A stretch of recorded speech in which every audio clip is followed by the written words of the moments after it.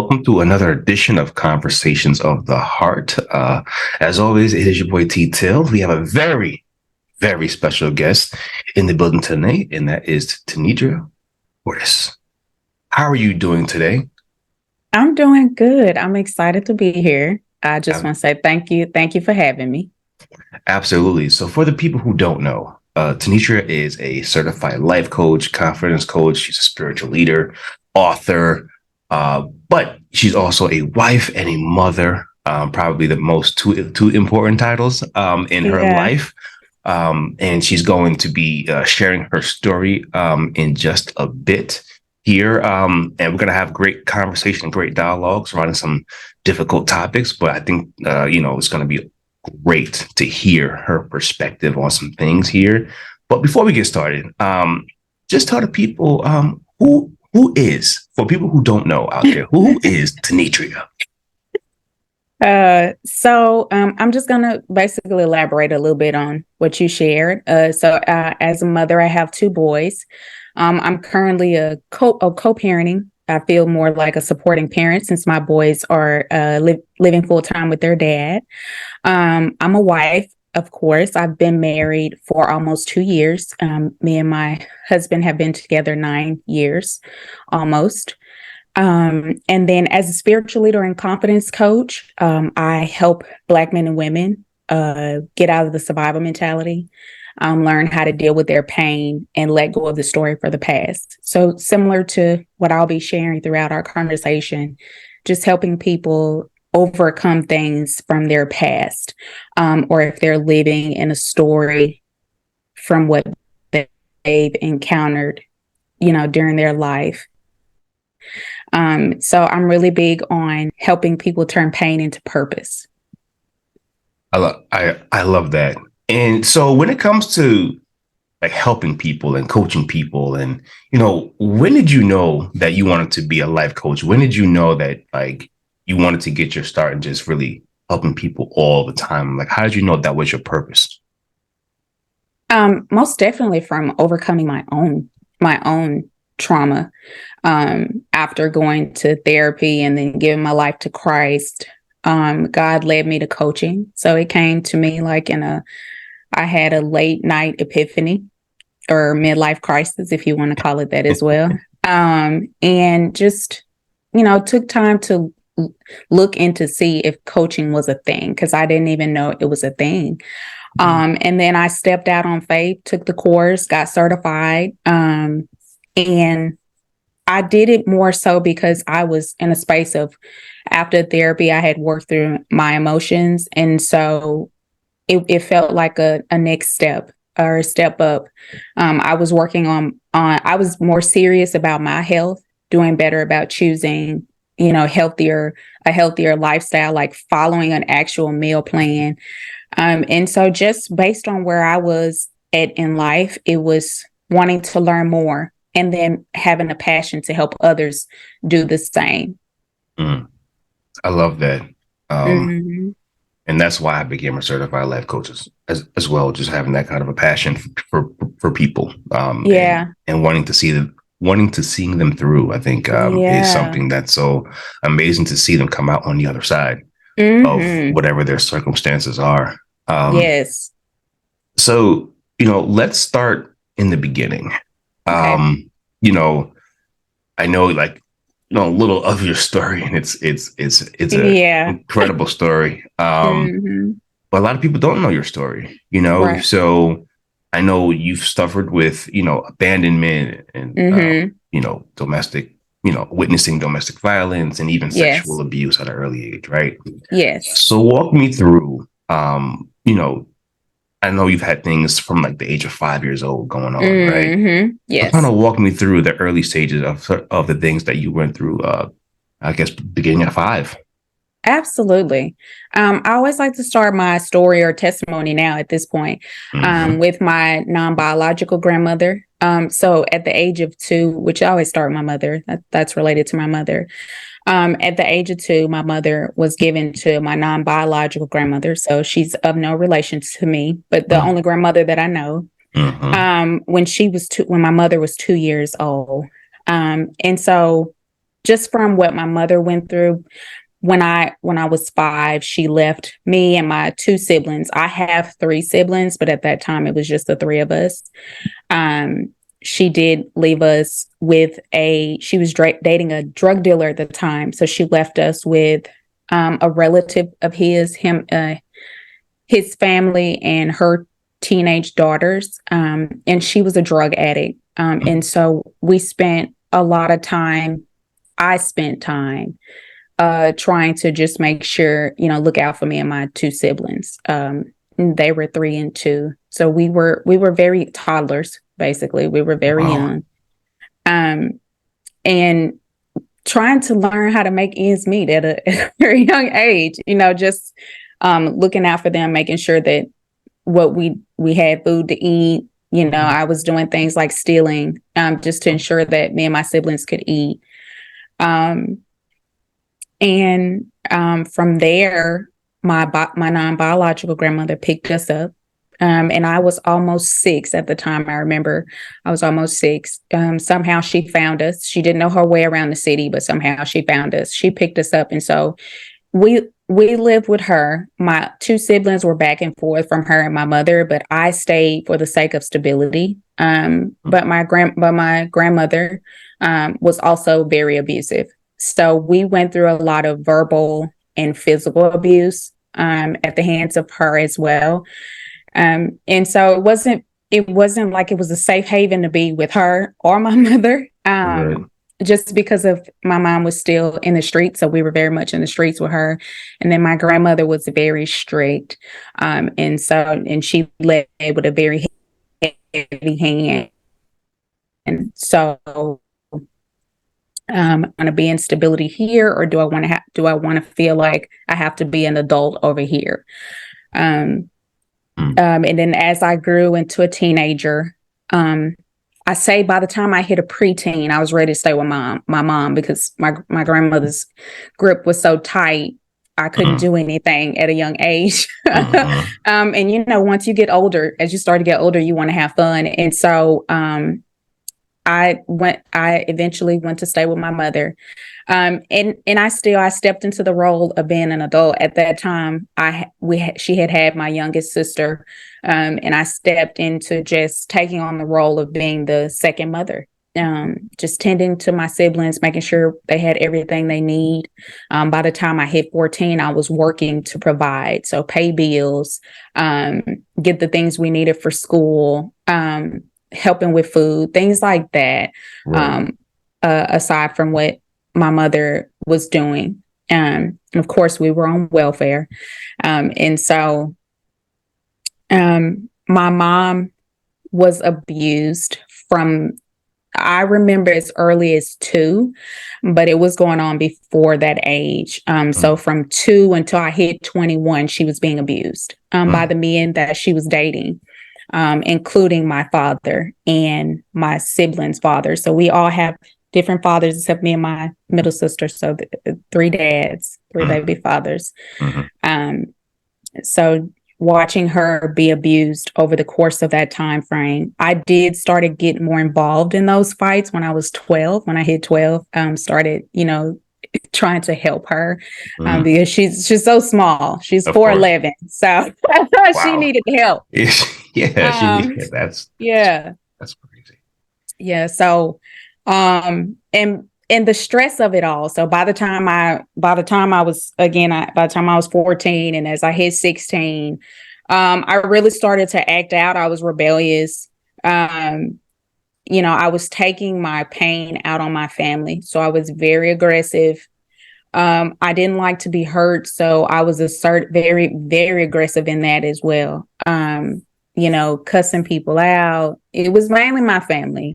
Right. They got the brunt of the feelings of what I was going through.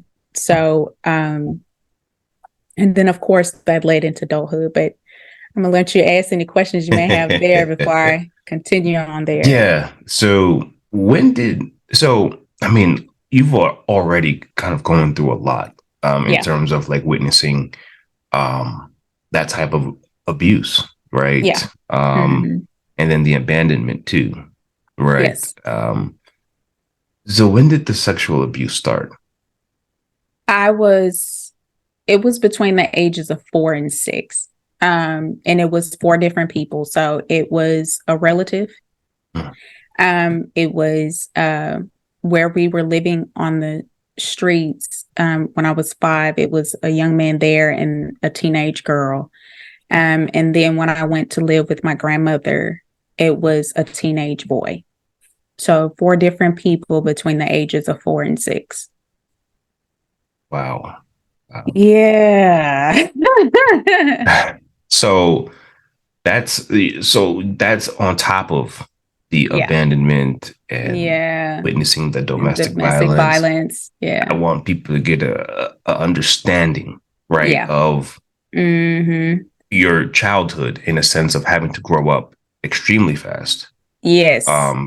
The different responsibilities, then Yes. the trauma Yes.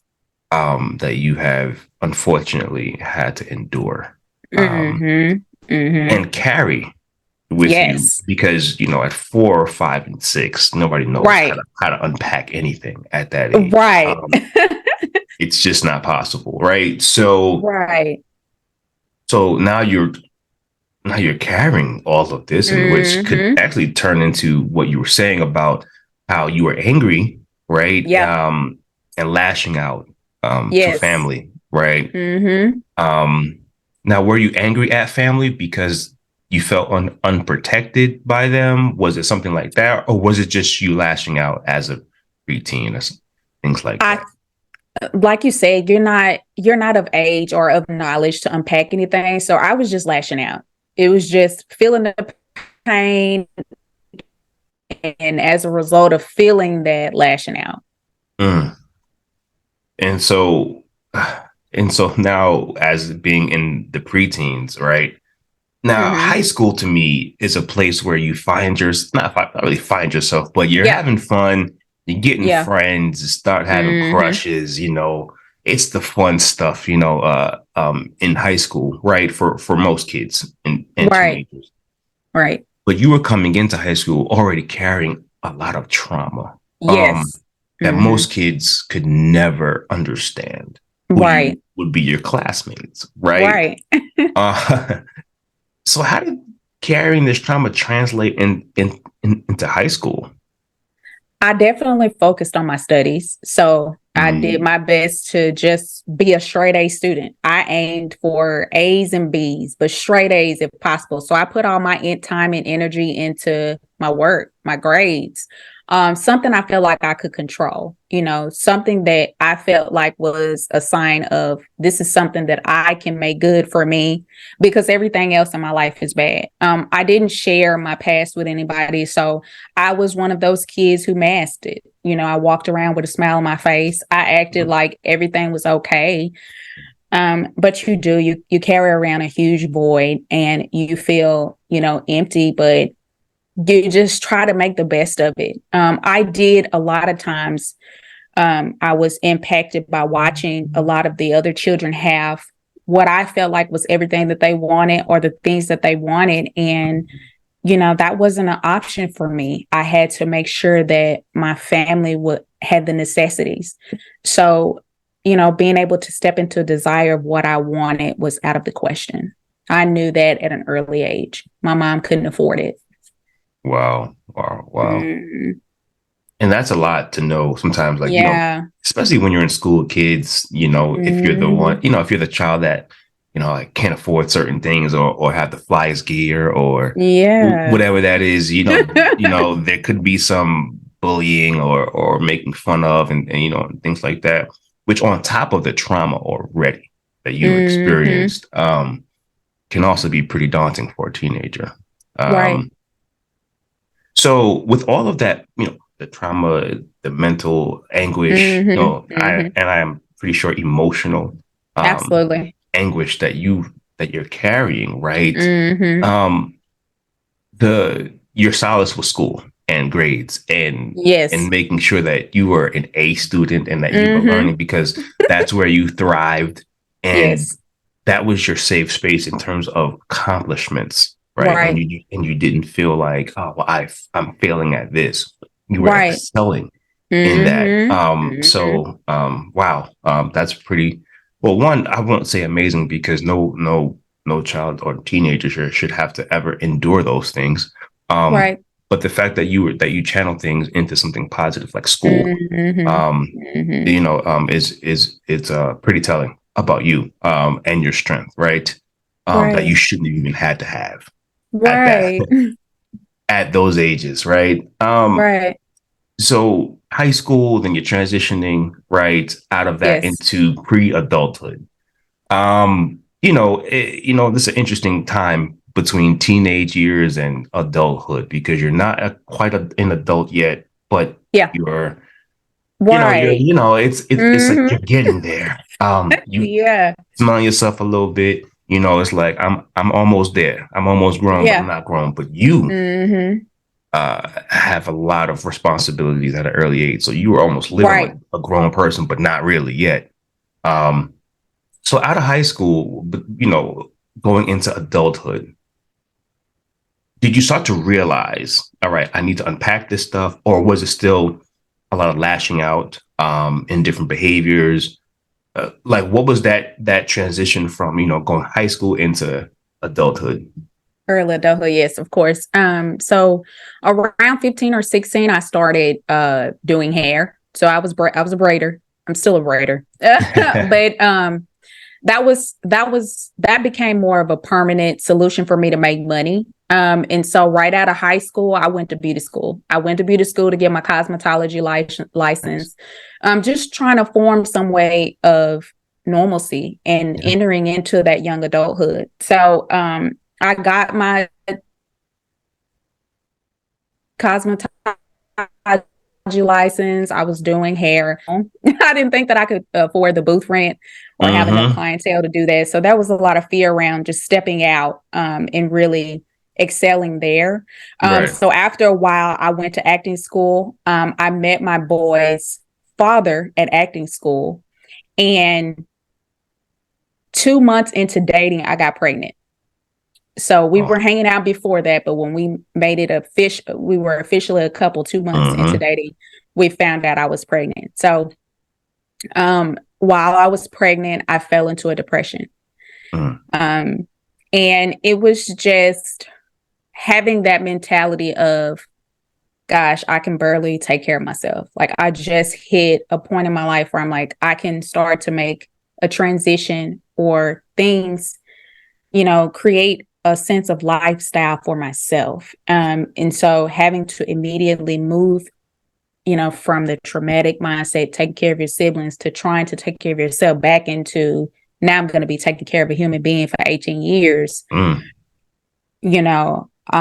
I did. I fell into a depression. I stayed, and with the depression came suicidal thoughts. So it was a deep depression. Um, just wanting to end it so I didn't have to step further into that responsibility because I felt like I hadn't even overcome the responsibility I was already carrying. Right. And my mother and my boys' dad helped me through that transition. So I was depressed for about 2 months. And then my mother came in and just gave me this really deep spirited talk to Mm. where it lifted me in out of the depression enough to move forward with deciding to have the baby. Mm. So shortly after that, me and my boy's dad moved in together. We got engaged. Um, and we started living life from there. We had the baby, and started living life from there. About 4 years in, I cheated on him. And Oh. so that was basically my way of trying to escape or get out of, the responsibility that had come with having a child. Mm. And by that time we had a second child. So we had two. And just wanting to break free from that, wanting to break free of the pain that I was still feeling, because I talked about it immensely. Like I Mm. talked about it constantly with him, but I wasn't doing anything to heal. Mm. And so it just, as you stated earlier, was just still carrying, just Mm. suppressing, I was talking about it with somebody, but I was still suppressing and carrying. I wasn't doing anything to heal. So it landed me into cheating. Wow. Yeah. Well, and I mean, I can pretty much gather that Yeah. that didn't really go well. No, it didn't. Once things were found out, right, Yes. and things were revealed, and Yes. so having two children, Yes. living with the Mm-hmm. father of those children, and then now Mm-hmm. have cheated. Yeah. Now, was it a situation that he was able to get over? Like, how did you guys move forward with having two children?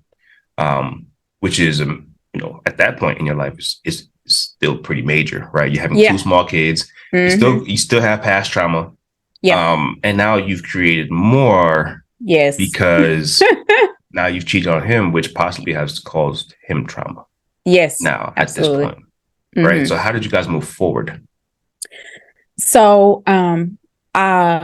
shortly, a little while after, everything was revealed, he said that in order to get through it, we needed to go to therapy. He needed to go to therapy. I was against it.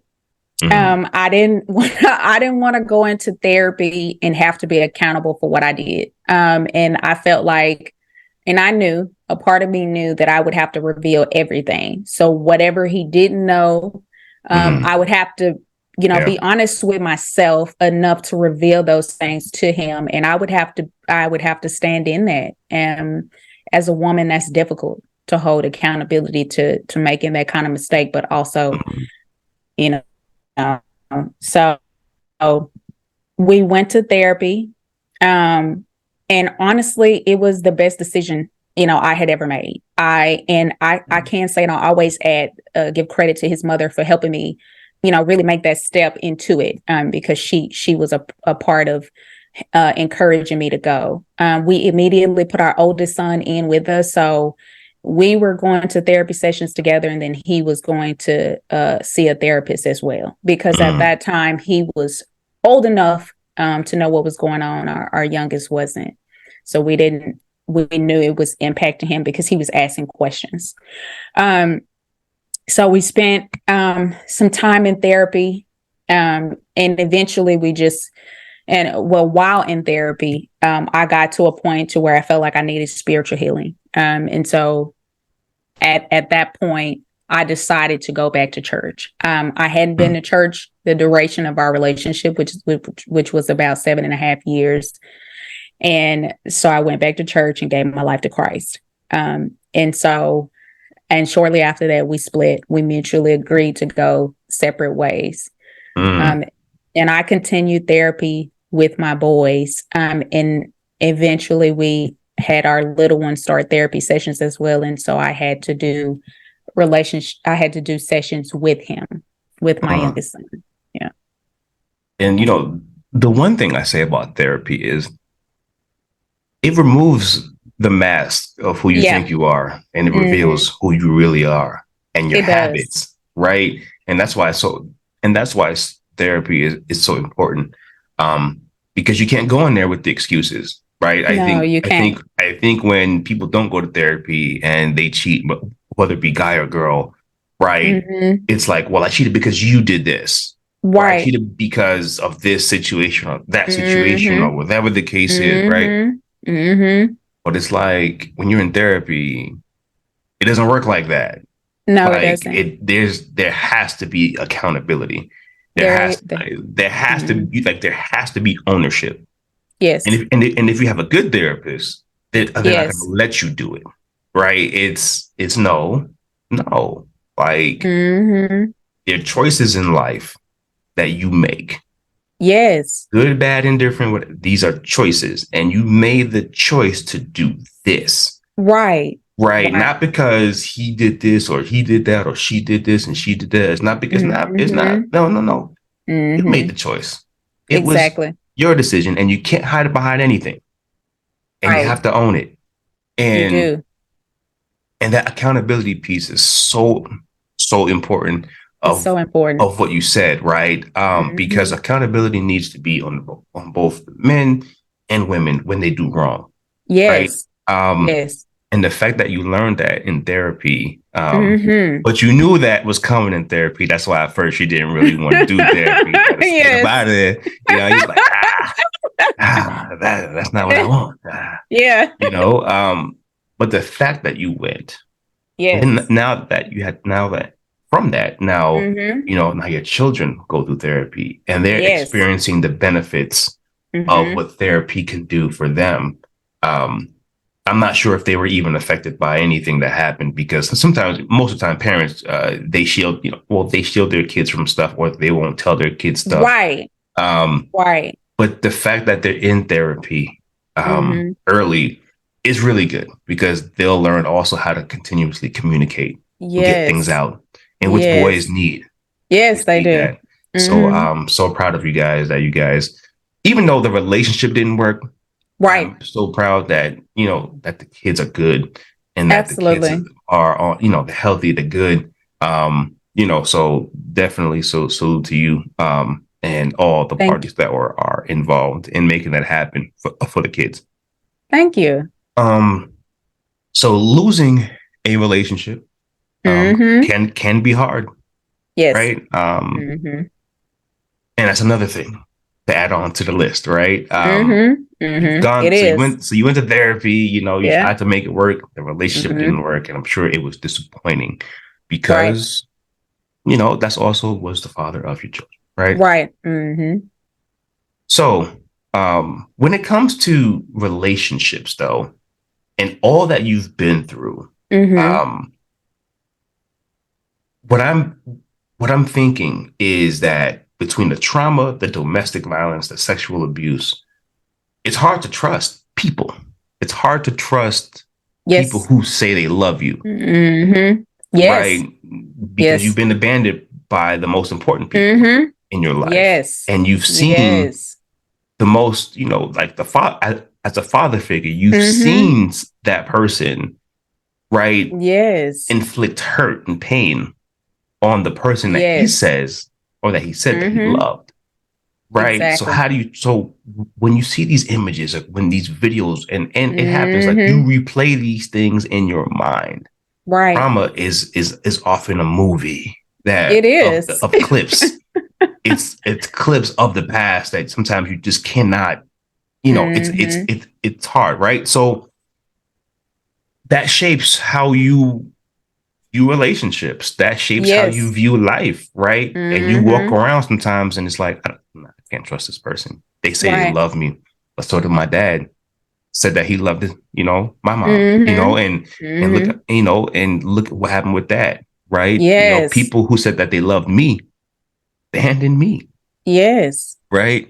Mm-hmm. And so has therapy helped in that regard as far as restoring or assisting in restoring like your faith in people? Yes. Yes. So in therapy, I learned how to basically unpack my feelings Mm, and then process my emotions. I always say that's the biggest thing that I got out of therapy, learning how to process my emotions. So basically starting to identify what they were, and then being more responsible for them, like owning them, why, understanding them better, why I'm feeling away. And part of I know the journey with my mother started there because mm, my therapist would have me. We at one point we wrote a letter to my mother, and so I would mm, go in with a rough draft. And what she mm-hmm, did for me over the course of the time was the letter was angry when I started out. It was very angry. It was blaming her for a lot of things, and over the course of the sessions that when I would bring the letter back, she would have me rewrite the letter. I finally got to a place to where I could express my feelings to my mom, and it was in writing, it mm, was on paper without the anger, just telling her the hurt. mm, And I took her on a date some time after that. oh, We connected and she read the letter to me out loud. mm, And that to me was a start of our healing. Oh my God, I'm getting emotional because hey, it was the start of our healing. So mm, the healing between me and my mother started when I was in therapy.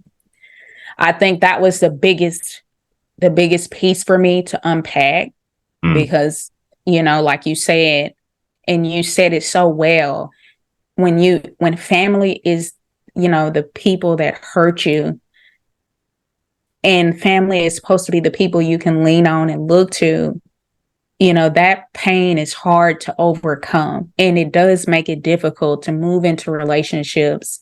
And it's still a process for me. It's still even a process for me now to move into relationships without feeling like we have to have some type of mutual understanding. And the thing about trust is, people have trust issues and they didn't even go through 75% or they haven't even gone through 10% of what you went. And they have trust issues, like the nerve, right?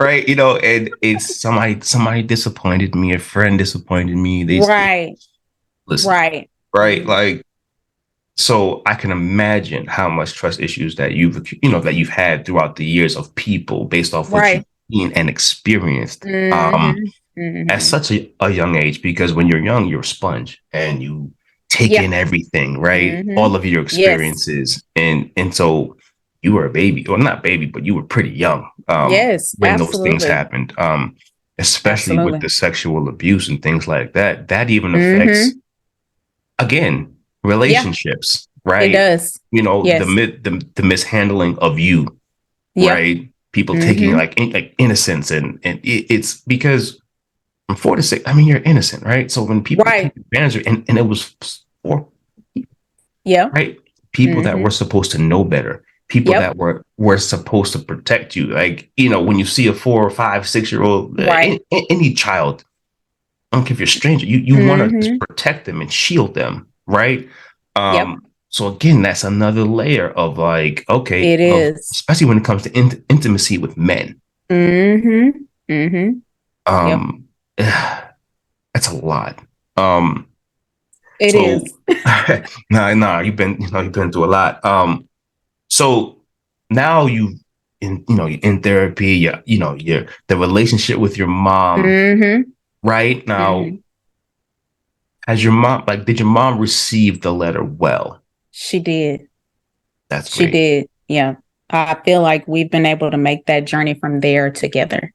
So she definitely did. Yeah. Wonderful. Yeah. And speaking to the intimacy, and I know we might get into that more a little later, but my mindset around sex was, even when I had intimate moments, I was promiscuous in my teens. And then even when I had moments where I was in relationships, I felt like I was being molested by choice. So at that point, my mind had set into, I'm being molested by choice now. It's me choosing to be touched a certain way, even if it feels inappropriate. And it was hard because my body language would show that I wasn't comfortable with it, even with people that I was in a relationship with. And of course they didn't know. And I called it groping. I didn't like to be groped. But it could have easily been them just being intimate or affectionate. But for me, it just all felt like I was being molested just by choice. Wow. Yeah. That's a lot even for me to unpack right now. Being molested by choice. And that's how you felt. Like that's something that's how I felt. That's real. Wow. And that's a real feeling for you. Wow.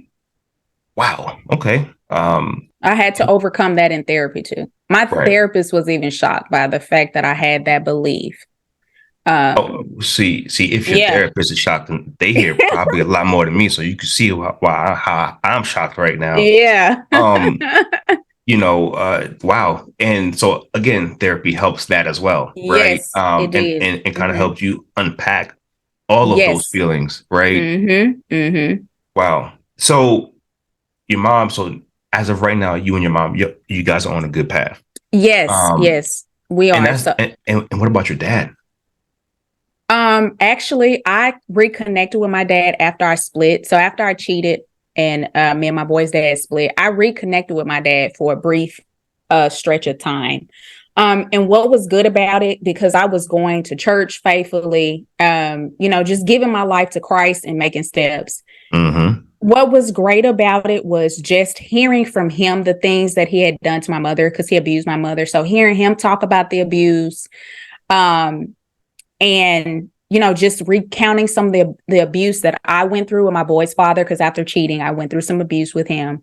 They were very similar, almost exactly alike abuse me and my mother encountered.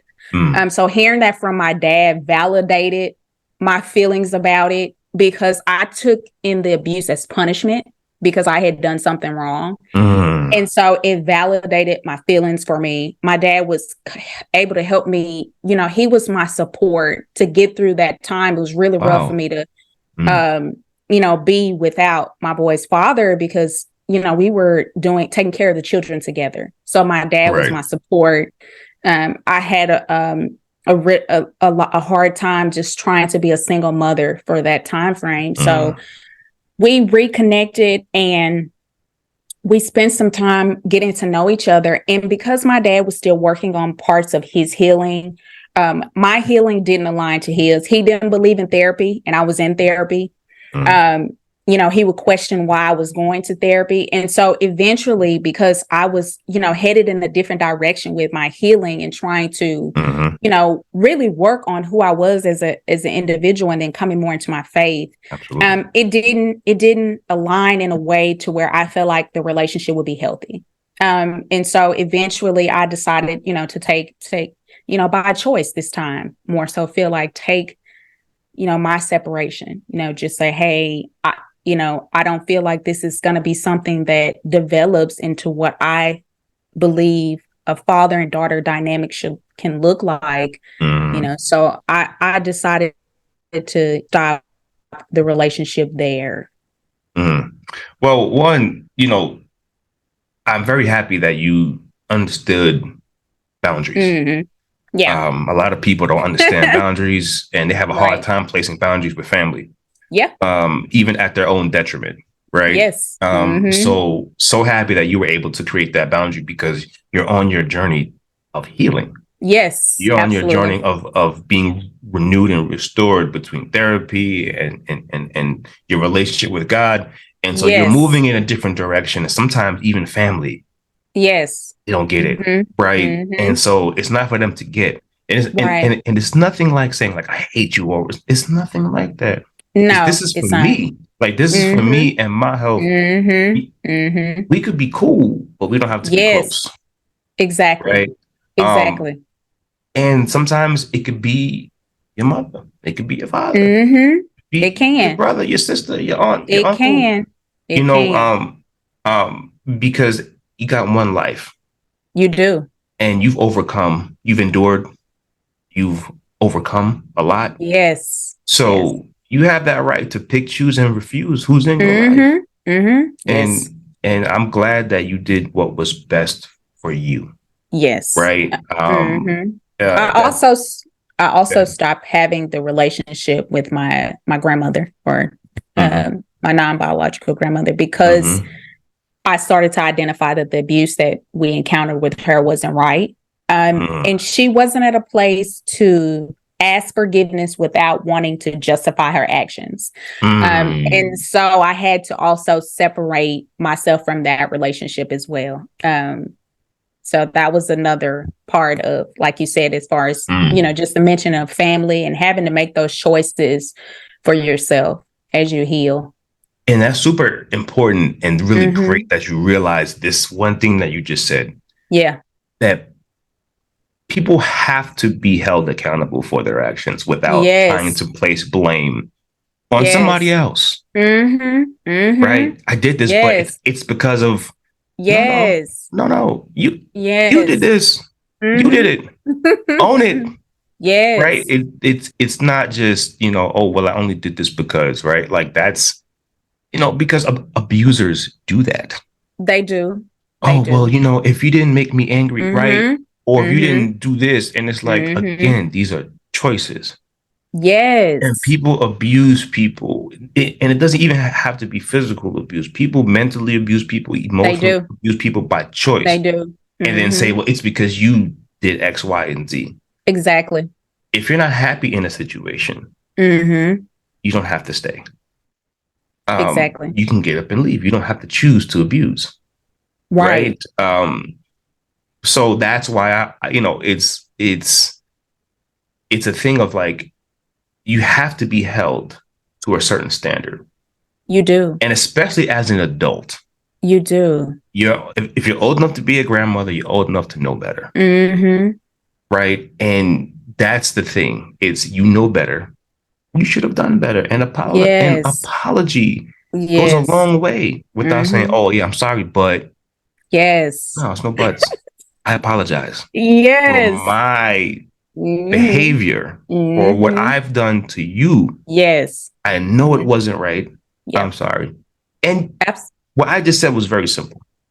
it was. It And it's is. it doesn't need to be any other discussion. It's, Mm-hmm. I take my responsibility, even if I don't know, Mm-hmm. even if I don't have any other words to say. Right. I'm sorry for my actions. Mm-hmm. Mm-hmm. That's it. That's Uh, it. and you guys could have continued your relationship with We no could have. problem. Yes, TT, we could have. And Most that's definitely. and that right there is the frustrating part about a lot of Mm-hmm. relationships, and not just Mm-hmm. romantic, family, friends, doesn't matter. I'm sorry. Yes. Yes. Period. And yes, and really holding to it. And I got so much from what you said, just because in therapy, I learned the importance of the word but, negating, negating people's feelings with the word but. Mm-hmm. Um, Definitely learned that was a staple in understanding and holding myself accountable. And I held to my infidelity very hard. I took it hard. I was responsible for a lot, including, breaking up my family, but I hold to my infidelity the way I do now. And I talk about it so openly because, there is a lack of accountability that shows up in women. It's very often that we have a hard time. And again, I'm still coming through that journey as well, of holding ourselves accountable to our own feelings, to our actions, to the way that we react to other people. Just really owning that, and like you said, taking ownership of that enough to make change. Right. Because it doesn't make sense to apologize if there's no change behavior behind it. Exactly. Right. So you can Mm-hmm. take your apology and thank you. But Mm-hmm. after that, there has to be actionable things, right? Like It change does. behaviors and things like that. Mm-hmm. Because it just Mm-hmm. doesn't make sense to say I'm sorry and then do it again. Exactly. Um, so now that now it's, you're in a better place. Mm-hmm. Your mom, Mm-hmm. you've renewed your relationship with your mom. You have a relationship with God. You're in therapy. Children are good.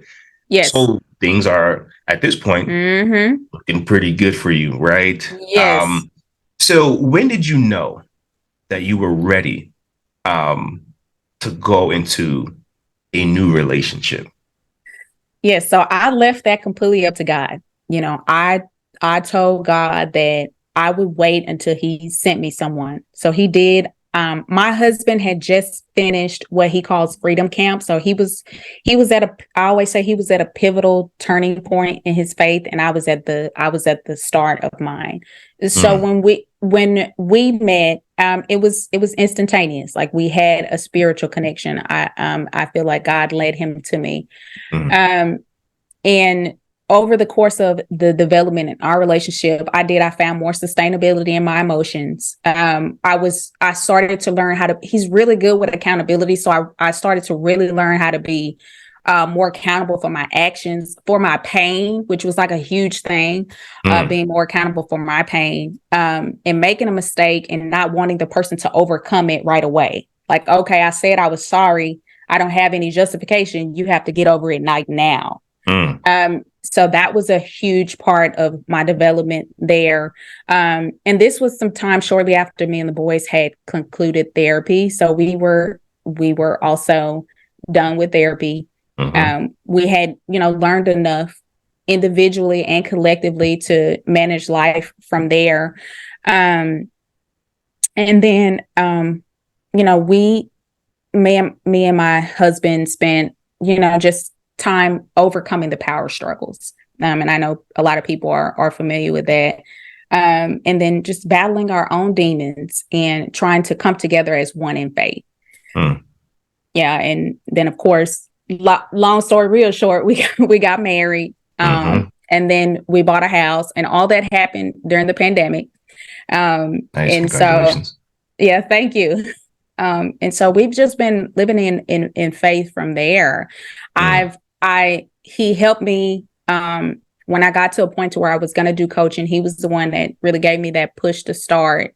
And as I got my certification, I coached my mom. So I coached my mom for 2 years. And she still comes to my events. She's a great support. Our relationship really started to develop at that time. It really started to evolve into something more of, us coming back into those dynamics of mother and daughter. Because I played mother for so long.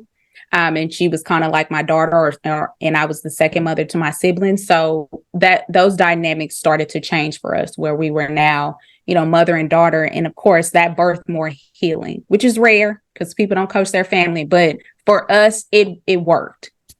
I'm going to tell you like this. I'm not coaching no family. No, I'm going to keep it 100% real with you. Yeah. I don't have any interest in coaching. I will refer you to somebody else. Yeah. And it could be a coach or it could be a therapist. Yeah. But it won't be me. Yeah. So I will say you are better than me. Yeah.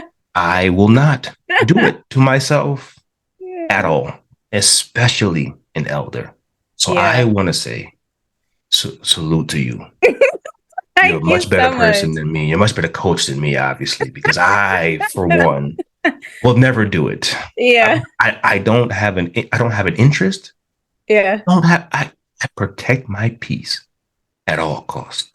And that's not a cost I'm willing to pay.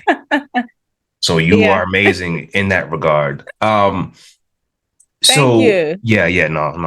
No, that's different. Yeah. So going back to, I know that when it comes to the abuse, the sexual abuse, right? Have you ever confronted your abusers about it, or have you told anybody, like, because if it's in the family, I know you said one was in the family, right? Yeah. Did you tell anybody at a point that this was them? And the other people, did you ever get a chance to confront them about the things that they've done to you? I did not get to confront anybody, but I have revealed it, to my mother, I even wrote about it on Facebook. So I revealed it. I named the person. So people are aware. His family, more of his family is aware. And no one treats me different. I think that was one thing I also overcame in my relationship before my husband and I got married. Just being molested, having to take time away from intimacy so that we could work on my pain. And then, I, of course, share with him in detail the things that happened to me when I was younger. And, just, again, unpacking those feelings and working with God to move through that pain.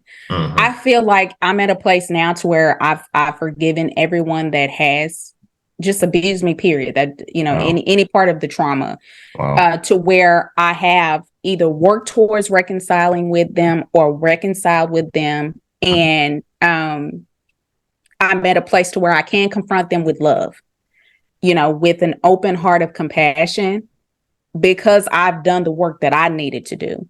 And speaking of which, even though me and my boy's dad went through what we went through, we both reconciled with each other. I've been able to openly express, and this is more recent, I've been able to openly express about the abuse. We've talked about the cheating, and because the boys are currently living with him, we've been able to really, dive into what happened over the course of our relationship, even, some of the things prior to the cheating, that led to that point for more healing. So we're at a place where we've reconciled. So not just, with my mom have I reconciled, but with my boy's father, and anyone else that, comes by way of that. The goal is reconciliation. So I hope one that you're writing a book about this. Because no, for real, no, because it can really touch a lot of, it can really touch a lot of people's lives, Yeah. Your strength is admirable. Thank the you. fact that you can forgive Mm-hmm. the abusers, Yes.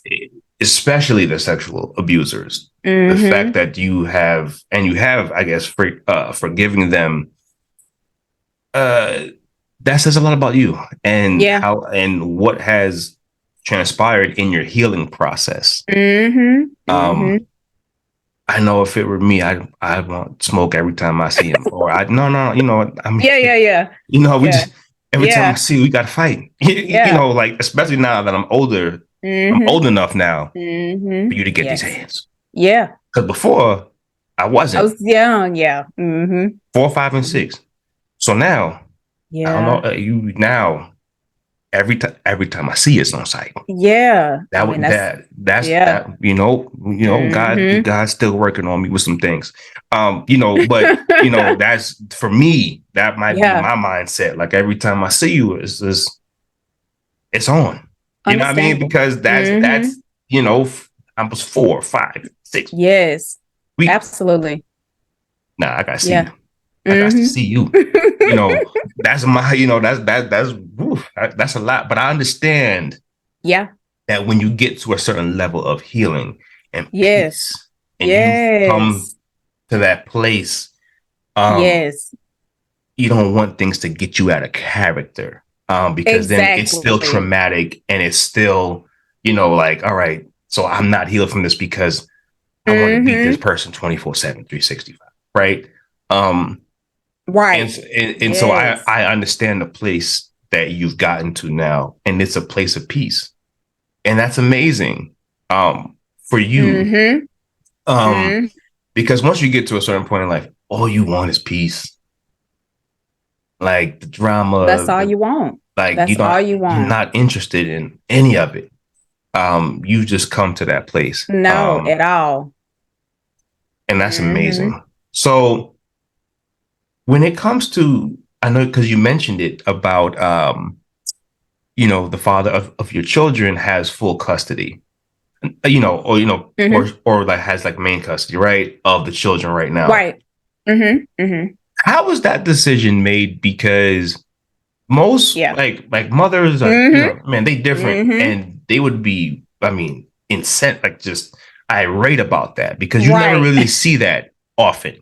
And the courts won't even grant it often, right? Like it has to be, so how did you guys come to that conclusion that was the best thing for the children?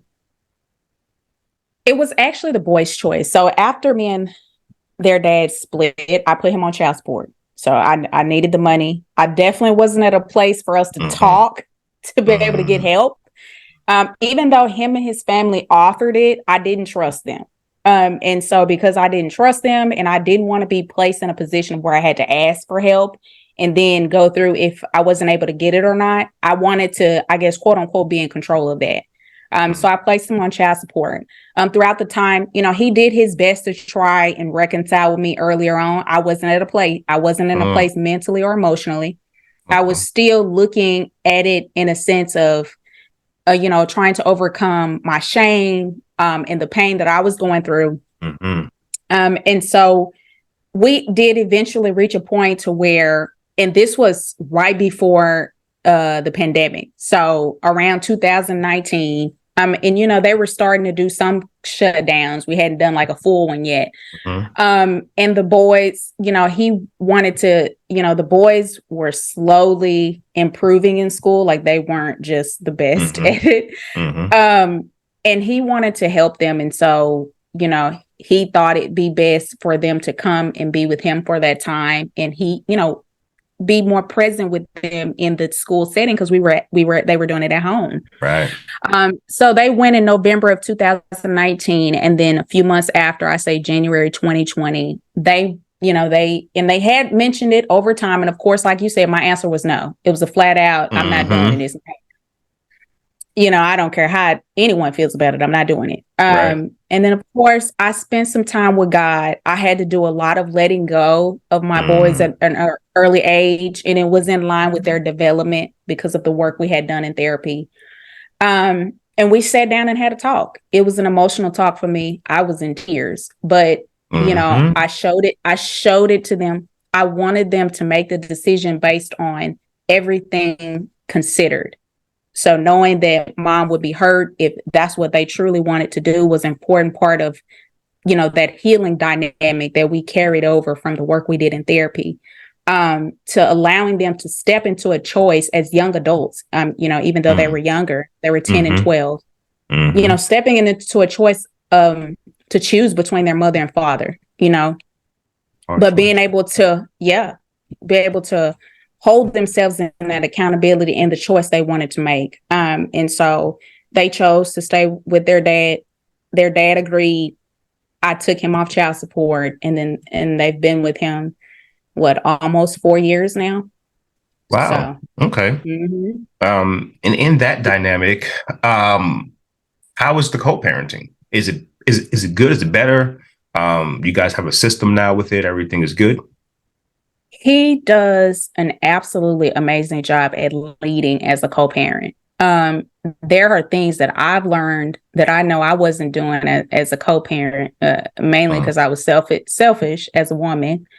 mm, And so, he communicates with me openly. Every decision that's made, he talks to me. I feel like I'm there and I'm not there. You mm, know, I feel like I am part of every decision that he makes with our children. If he chooses something, whether I'm in agreement or not, we talk about that. And, I support him. I've learned so much more about being a parent by just being in the position that I'm in now. And I can actually be a mother who nurtures and understands. So when they come and mm. talk to me, I can just nurture and understand. Like I can just be a mother. I'm not trying to play the role of a father. I'm not trying to take on, the fatherly role. I'm just able to be the mother. I'm able to Mm. be the support. I feel like so much healing has come from them making that choice for themselves, and they come back to me in the way that they talk, the level of maturity, him teaching them how to be more mannerable. Like there are Mm. things that I commend him for, and he extends the appreciation to me as well. So it just, for us, it works. It works very well. I love it. And me and my boys have had conversations about, their experiences in therapy, and they were young, they were 5 and 7. So for them Mm. to talk about it, the way they express their emotions, I'm even taken back at times. I'm Mm. even, shocked as a mother with the way that they're developing. So it makes you proud. It does. And it makes you proud to an extent to where you're like,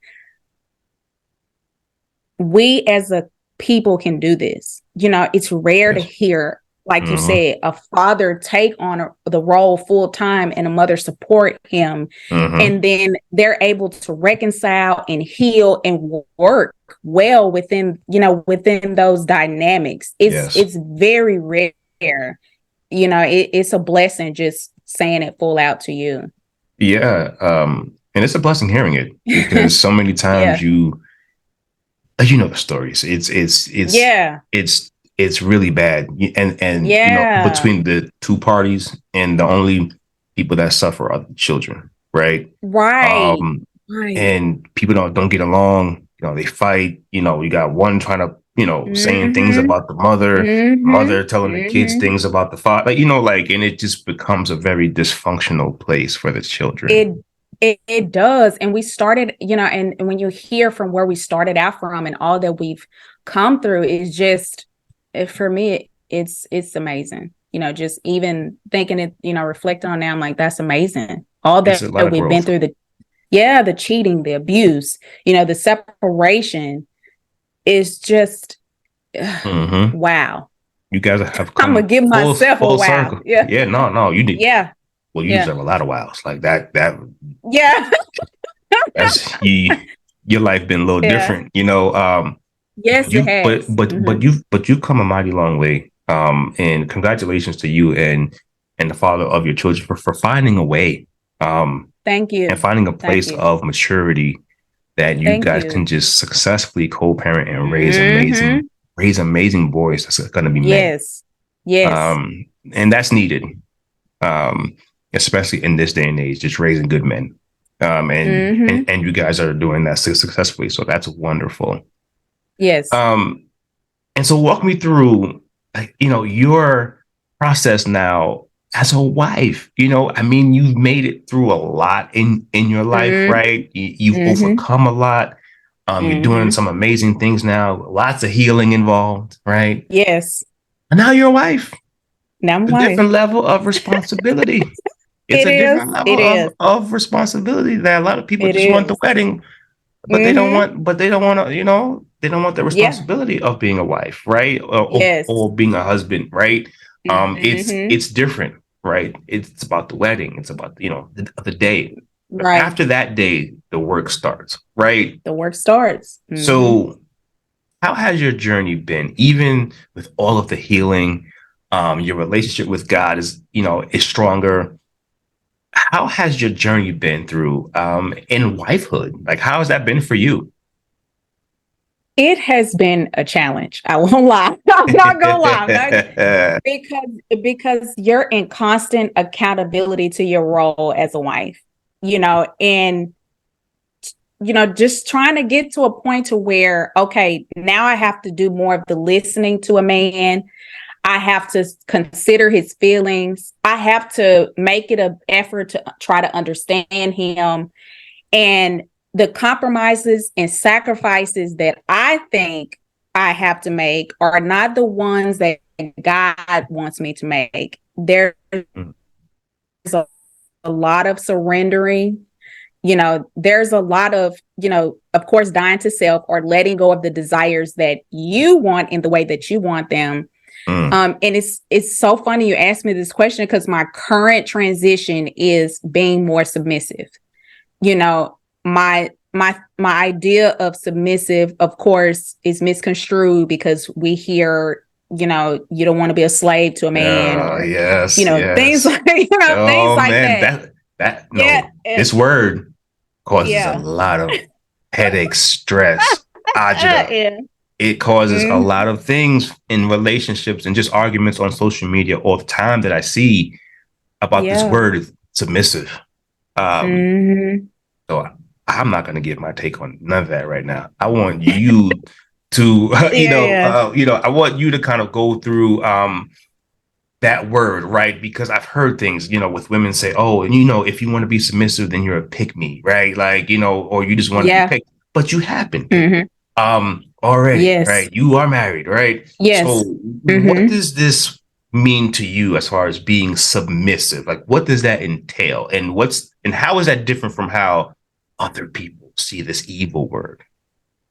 I know, right? I know, right? So the main thing that I've learned and what's my current struggle right now is just learning to endure. It's one thing to want to be committed, but actually staying in it and being committed. So no matter what comes about within the marriage, being able to stick through that and being the emotional and mental support for your husband. Mm, So it's not just about you doing what he tells you to do or exactly what he tells you to do, because the submission happens to God first. mhm. And everything comes by way of where your husband is in the spirit. So you'll know if you are to follow that. I can give a really good example that happened to me recently. I was preparing for my event last weekend, and I had at some point my phone had died, Mm. and the spirit told me to call. I went into a Target. The spirit told me to call my husband and let him know where I was. So I did that. In the midst of doing that, I still had a couple of places I needed to go in the area. And his direction was come straight to the house, get the charger, and then go back out. And since I felt like it would, you know, it wouldn't make sense to drop all the way home and drop all the way back. I went to the next place I wanted to go. So I was out of pocket for an hour and a half.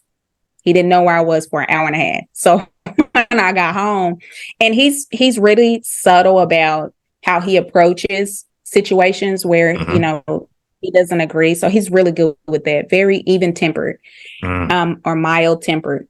And so he didn't say much, but of course I knew.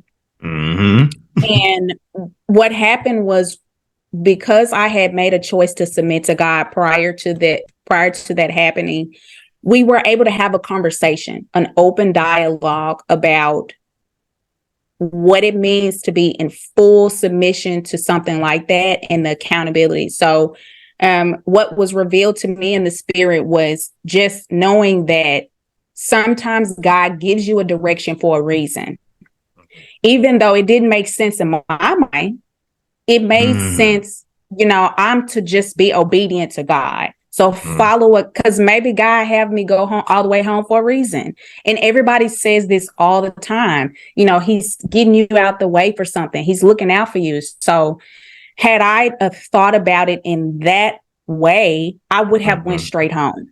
I would have been obedient to God, because I was obedient up to the point until the phone call happened. After that, I looked at it as if my husband was telling me to go all the way home. And that wasn't something I wanted to do. Instead of remembering that I got to that point because God led me there. So I needed to continue to follow him in that. So however it was given to me, even though it was given to me through my husband, I am to follow that. If God had already started leading me in a direction, I needed to follow him all the way through. Because a lot of people would say, you were right. It doesn't make any sense, right? Like you shouldn't have to go home because your husband tells you to go home. Yes, right? Exactly. Right. And also it's the same with men. I mean, it's the same with the husbands. Like when your wife tells you something or advises you on something, men take it the same way. Like, I'm grown. Yes. I'm grown up. Yes. Like, you know, right. Because there's a lot of ego. Right. Yes. You know, and we all struggle with it. Men have big egos. Women have big egos. And so it's like having that different mindset of, okay, right. You know, or of the submission, right? But it's like, also, if you're not sure about something, right? Maybe you can go a little further and ask, well, why? Yes. Why do you want me to come home now? Yes. Like, what's the reasoning behind it, so it can make sense for me in my mind too, right? And then there could have been explanation. You say, oh, all right, cool, right? Like, or whatever it is, right? But a lot of us, you know, we struggle with that. It's like once you hear something that we don't like, it's like, exactly, I don't make no sense. Yeah, whatever, right? Yes. And then you do what you do, and then now that puts you in conflict with your person. And then sometimes submission, and I've seen this online a lot and social media. They said, I'll submit to a man once he pays all of my bills. That's a thing. I'm sure you've seen it. I have seen it. Yeah. As well, right? That's how I'll submit to him, is if he's paying all of my bills and this, that, and the third. Yeah. But to me, even that's unhealthy, because what you're saying is that you'll only be submissive if he's paying for everything. Right? So your submissiveness can be bought. But the difference is you have to be discerning, right? Yeah. Because there will be men that have it, that can buy. Yeah. And then you could turn around and be submissive to the wrong man. It's not about the dollar. Right. It's like what you just said. Like, you have to have some discernment and say, okay, well, as long as he's paying my bills, now I'll submit. And it's like, yes. Yes. Because you could put yourself in a position that could be very bad. You can. You definitely can. Right. Where now the guy has the right dollar amount, and now you're just submissive, and that can end in abuse. It can. Control. It can. Yes, it can. Right. And then you're like, oh man, like I thought I had something good. I was being submissive. This guy was paying my bills. And it's like, okay, Absolutely. you got to go a little bit further with the conversation. You Okay, do. being a provider is fine. That's not what I'm saying. Being a provider is it's no problem, right? Be a Right. provider or look for if that's what you're looking for. Like, oh, guy's supposed to protect and provide. Okay, Right. but go further. Go further Absolutely. because you Absolutely. can have a guy who can protect you from other people and Mm-hmm. provide and Mm-hmm. provide for you, but he's Yes. not protecting you from himself. Right. So Oh, you you coming home laid to that out end so abusive. well. Yeah, because now you can come home to Mm-hmm. end abusive. He won't let anybody else abuse you. He will. Mm-hmm. He paying them Yes. bills, bro. And you're like, Yes. so these money conversations, I get, provision, protection, but protection goes a lot further than just money, Right. right? Providership goes a Right. lot further than just money. We got to talk It about does. your mental health, your emotional health. Is he It protecting does. those things? Does he have the Mm-hmm. capacity to do those Mm-hmm. things for you? Right. So Absolutely. it's these discussions, and it almost seems like it's just an exchange, almost Mm-hmm. a monetary Mm-hmm. exchange for this exchange, and then I'll be happy. And it's like, be very careful. Yes. Yes. Like, use up what's up here, but then also, Mm-hmm. like you said, you have a relationship Mm-hmm. with God. See if this is Yes. where that you're supposed to be, because what I'm seeing is for a lot of women, it's like, oh, if he could pay my bills, fly me out, that Yes. they were good. And it's like, hey, Yes. hey, hey, Mm-hmm. pause for a second. It could appear to be Mm-hmm. great, but you could be walking into a nightmare, You right? can. That's And true. so when we talk about dating and when we talk about marriage, and is a lot of us Mm-hmm. date for vibes, right? So we date Yes. for like a Mm-hmm. vibe, right? Like, oh, like Mm-hmm. this is a vibe. Like, oh, he can fly me out, or she can do this, whatever that is, right? That's Right. appealing to you. But what you're Right. not talking about is, hey, man, what's your triggers? What you been through? How do you handle conflict? Are you quick to Exactly. anger?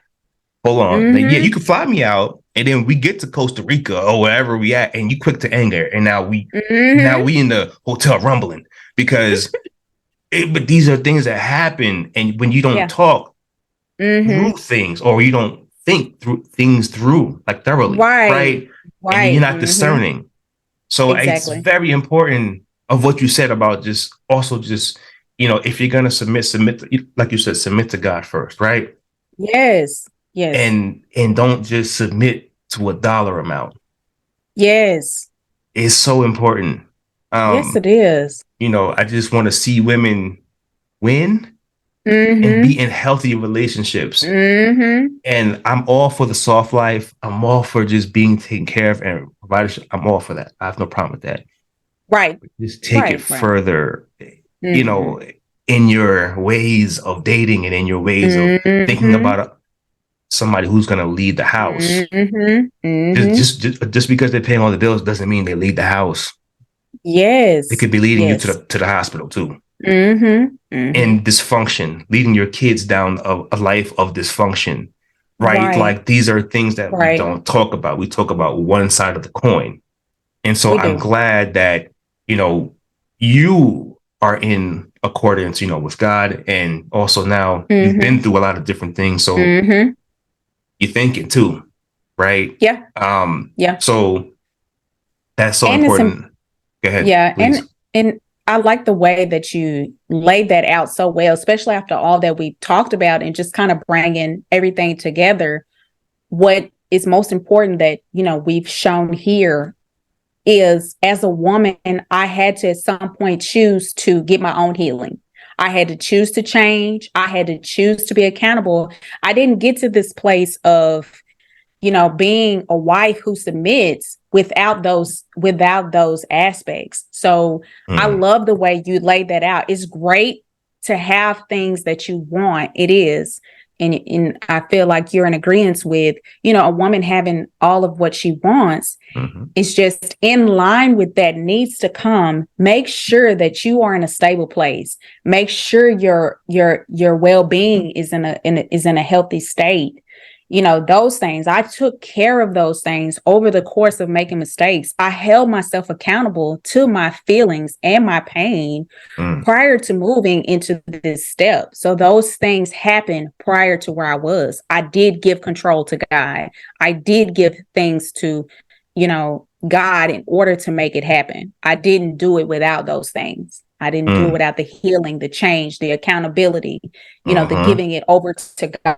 I didn't do it without that. And that's amazing. And when you looked at your life as a movie, because everybody, it's timelines, and you can see everything that you've come through in your life. And when you view it like that, like it's like a movie, like when you view it like, and you're like, oh, wow, like, this is, I've made it. And it may not even be where I'm talking about, like you've made it, like you popping, like you made it, but like I've gotten the place. Yes. I've gotten to the place where I've wanted to be, a piece of healing. And I never thought I would get here. Exactly. Right? You never thought you would get here. But here you are. Right? Yes. And that's gotta be a great feeling, especially for you. Yes, it is. To actually finally come back full circle. And now you're assisting in helping other people change their lives too. Exactly. And I hope that, one, you're writing a book about all of this, please. It has to come out. Like, I'm not saying now, but I'm saying at some point, it's gotta come out. Absolutely. And I agree. And the lives that you're impacting by just sharing your story and being vulnerable enough to tell your story is absolutely amazing. It shows your strength. It shows everything that you've been through to get to this place where you could actually tell this story, right? In full detail, with no guilt, with no shame, with empowerment too. Like, these are things that you should be commended for. And that when you take a look back on your life, you could say, I did a job well done. Right? Because that's something that absolutely. That's something that to be proud of. And when your kids hear the stories, they're gonna say, man, mama was strong. Like, the appreciation, and this is something that I want people, and this is the reason why when I heard your story, I said, oh yeah, I have to have her on, because it needs to be told. It needs to be told in the way that you told it. It needs to be completely, from young to old, right? Not old, but, because you're not old, but like from young to where you are now in your life. There's a young girl out here right now that's going to listen to this who could be 8, 9 years old. They got access to the internet. They can listen to whatever at this point, who might hear this and say, I need to speak to her. Or they'll just be taking notes. Throughout this whole conversation, you've laid out the blueprint, the healing. And healing looks different for everybody. It does. There's going to be nuggets that people will take, both men and women. And men need to hear this. Men need to hear this and say, I need to do better. Stop all the abuse. Be more of an advocate to women who have been abused. There will be women who will see this and say, somebody gets me. And she looks like me. There are going to be people that will probably view this and use this in nonprofits across the world and say, listen to her story. Listen to this interview. Listen to her story. That in of itself is a blessing. And if you could just change one person's life, it's an amazing thing. But I believe you'll change millions. Because this is the type of story that somebody's going to look at it and say, I'm not going to give up. I was thinking about giving up. I was thinking about committing suicide. I was thinking that I'm not worthy. They gonna listen to you, and their life gonna change. Yes. And this is why the work that you're doing is so important. It's vitally important. And so very, very much so impactful. Speaking of work, so tell the people the kind of projects that you've done or that you're going to continue to do when it comes to the coaching spaces and things like that, that you're going to be involved in. Like, what's some of the things that you've been doing as far as coaching and different events? Oh, yes. So I run challenges every month. I have a Facebook group called Strong, Black, and Spiritually Confident, where I run my challenges every month, or I'll do live events, live Facebook events. I also now do in-person events, just experience to help show people what a coaching, experience would look like. I have a one-on-one program. I have a group coaching program, which is it starts August 21st. So that's coming soon. They can go to my website, of course, to, stay in with the events and, get details on my group coaching program, my one-on-one program, to read a little bit more about what I offer, what I do as a coach, just what my work is focused around. And it's mainly just, helping the Black community, helping us move into a space to where we have the tools and resources to change our lives. Basically, as I said earlier on, just giving us, bite size, steps to overcome our pain, turning that pain into purpose as I've done. And then of course I wrote a book. It's called Your Life is Worth It. Your life is worth it. I'm actually a contributing author. So there are 10 other ladies in the book as well. My chapter is actually titled Your Story is Worth It. So it tells a little bit of my story, and then I offer, some practical tools in there that you can use immediately. And yeah, that's pretty much it. Yeah. That's the gist of, the projects that I have. Yeah. Man, that is an interesting title to that book, interesting title to that chapter, because truth be told, your story is worth it. Your story is worth it. And so, that could be the name of your book. I'm just putting it out there. I mean, I don't really know, but I'm just saying, there is power in your words. There's power in your stories. There's power in sharing. And so the one thing that I just want to say is continue the amazing work. Continue the amazing work that you're doing.